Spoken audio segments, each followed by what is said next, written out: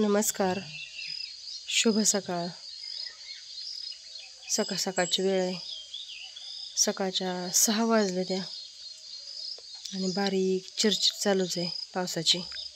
रात्रभर पण चालू होता पाऊस आणि आता पण चालू झालाय.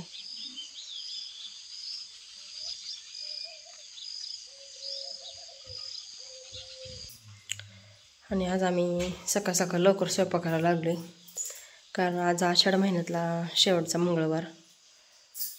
त्यामुळे आज आम्हाला गावातला देवदेव करायचं आहे आणि सवासने पण घालायचे. त्या आता त्यानं डाळ शिजवून घेतली. आता कणिक मळते ते.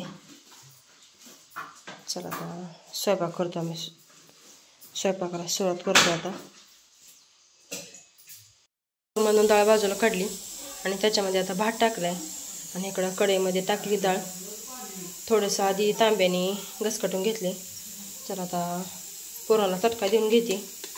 आता ह्याच्यामध्ये गूळ आणि बारीक केलेले सुंठ बडीशेप टाकते आणि पुरणाला चांगला तटका देऊन घेते. तर आता ह्याच्या पुरणामध्ये गूळ सुंठ बडीशेप टाकली. आता चांगलं आटरून निस्तोवर हलवत राहायचं आणि पूर्ण हे घट्ट झालं की मगच वास करायचं, हलवायचं, म्हणजे चटका देऊन झालं म्हणायचं.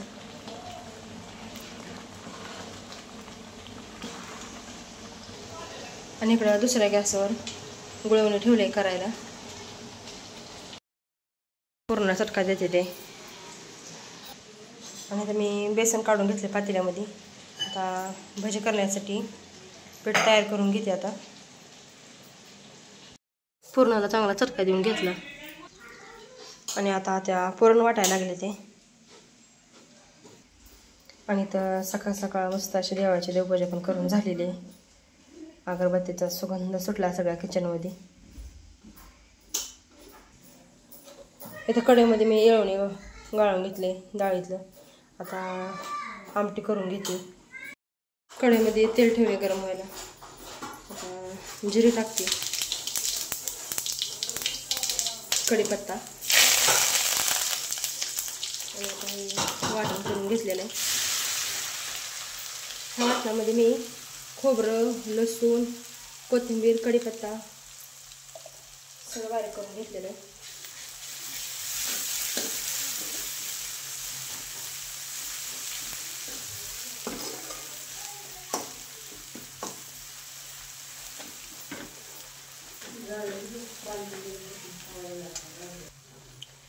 फोडणी चांगली परतली. आता त्याच्यामध्ये काळा तिखट टाकते. चांगलं मिक्स करून घेते व्यवस्थित.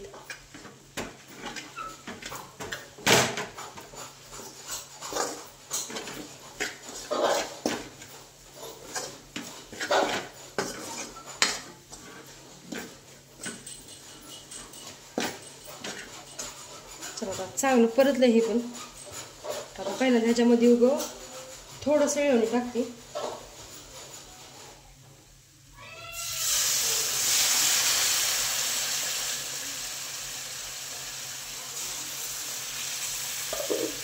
हे मसाला सगळा व्यवस्थित ह्याच्यामध्ये एकजीव करून घेते. डायरेक्ट सगळं येळवणी टाकलं ना त्याच्या गुठळ्या तशाच राहते त्या. मग आता चांगलं मिळवून घेतलं सगळं.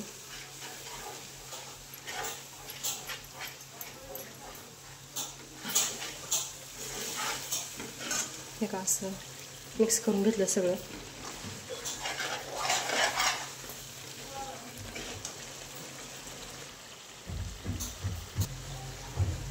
मिक्स केलं चांगलं. आता येळवणी टाकून घेते सगळं.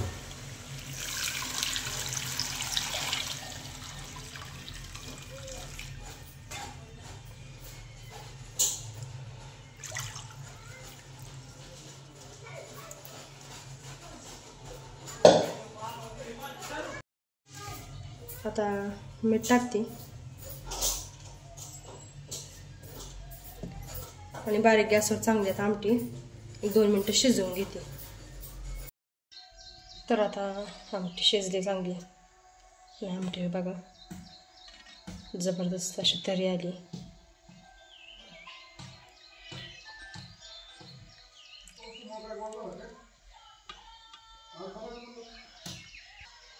आणि आता 8 वाजले ते.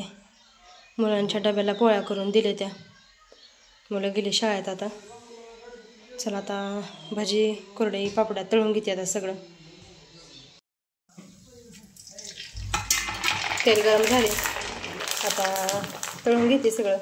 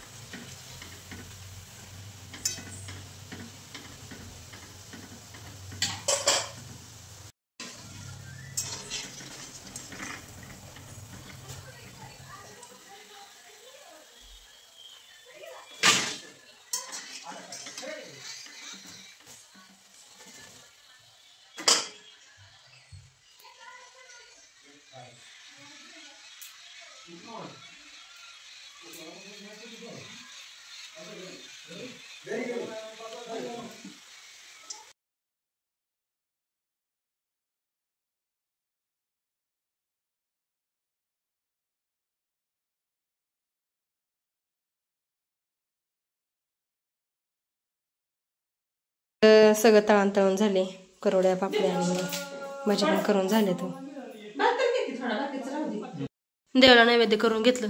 नैवेद्य भरून घेतले ते सगळं. चला आता पोळ्या करून घेते. आता सगळा स्वयंपाक झालाय, फक्त पोळ्या करायच्या राहिल्या ते. आता पोळ्या करून घेते.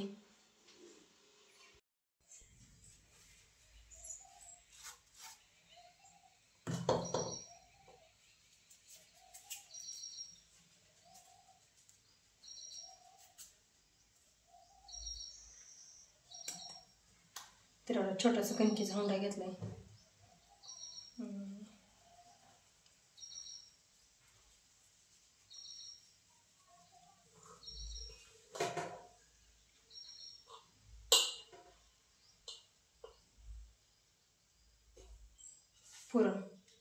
पुरण भरपूर घातली. जास्त पुरण असेल तर पोळ्या चांगल्या लागते त्या.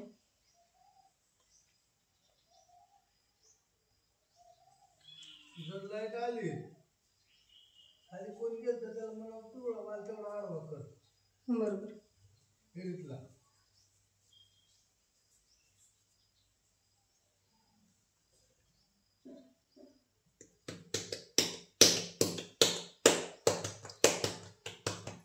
तसा मस्त असा हंडा करून घेतलाय. लाटून घेते पोळी.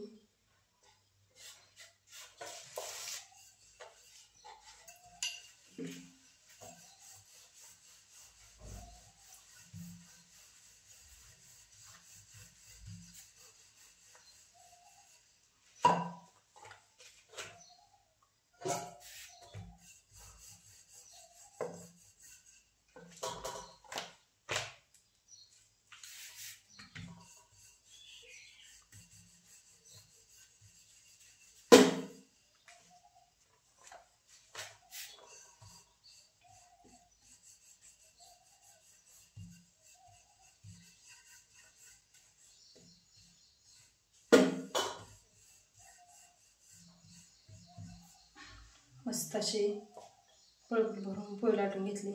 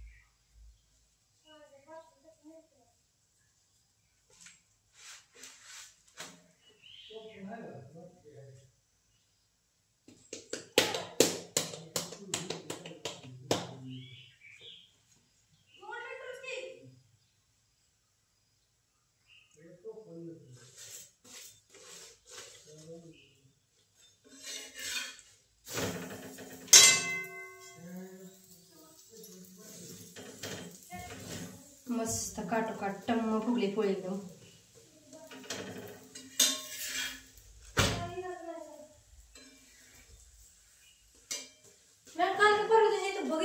वाटली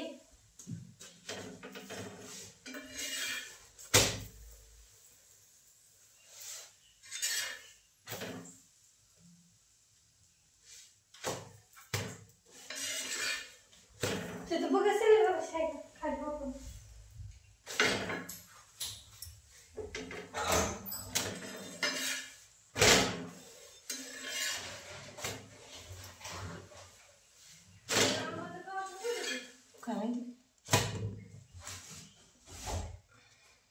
आता करून घेते.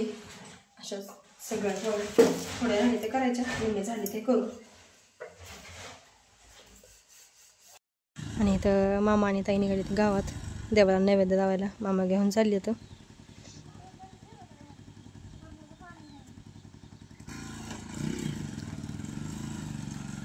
आणि आते गेले त्या सुवासनींना कुंकू लावायला. चला आता माझ्या पण निम्म्या पोळ्या करायचे राहिले ते तेवढ्या करून आता मी घर सगळे स्वच्छावरून भांडे घासून घेते स्वयंपाकाची. म्हणजे ही गावात नैवेद्य दाखवून आली की लगेच सुवासनी जेवू घालायच्या.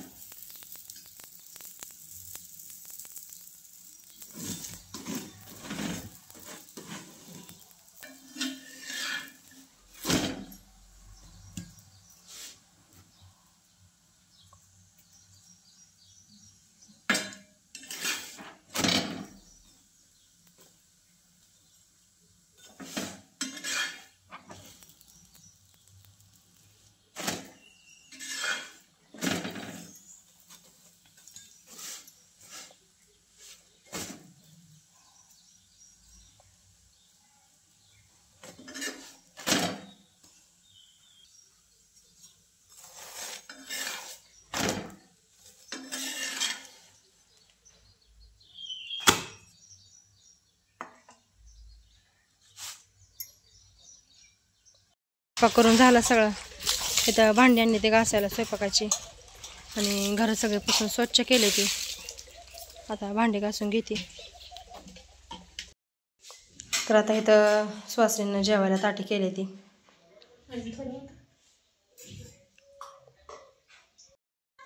म्हणा बाई काहीतरी बसते मी. झाले तर 7 जणी लावली बाई. जाणतो कोण आहे? आम्ही जाणते का तुमच्यापेक्षा? म्हणा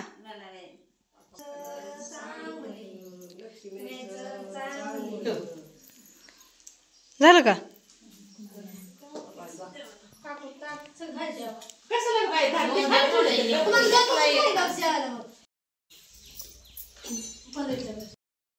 दुपारी सुवासनी जेवू घातल्या.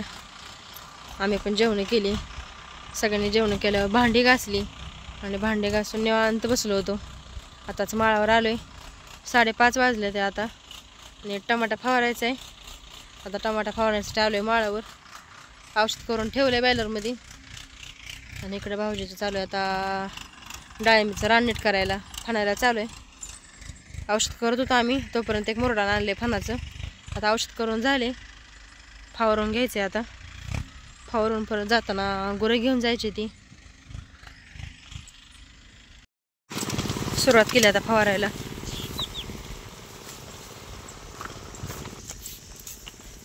महाग नळी धरून चालते मी, कारण एका माणसाला फवारायला हात अवघडते.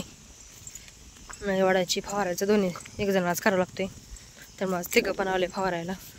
एक जण वालपाशी थांबलोय आणि एक जण महाग नळी वडतोय आणि भाऊजी फवारते ते. आणि टमाटा आता फिरून बांधायला आला. बारकं बारकं फटं होतं ते आता मोठं झाले, तर आता परत टमाटा बांधावं लागेल.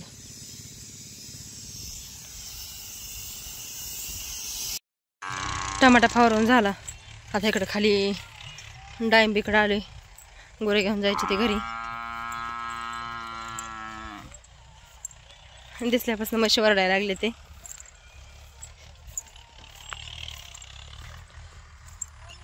आता गुरं सोडू आणि गुरं सोडून घरी घेऊन जाऊ. आता गुरं घरी आणली, पाणी भाजून सगळे दावणीला बांधले. ती वासरं सोडले प्यायला. आणि इकडं शेणाला वैरण टाकली. सगळ्या एका जागेला वैरण खाते ते. गुरांचं बघून आता मी किचनमध्ये आली. आता भोपळ्याची भाजी करायची. भोपळ्याचा शेंडा बुडका कट करून घेतलाय.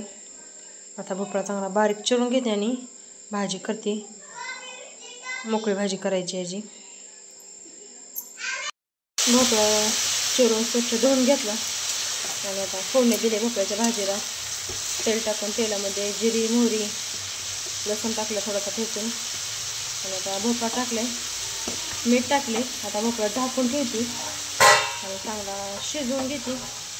आणि भोपळा शिजला की मग त्याच्यानंतर परत काळं तिखट, शेंगदाण्याचं कूट आणि वरण बारीक चिरून कोथिंबीर टाकते. तर आता भोपळ्याची भाजी करून झाली.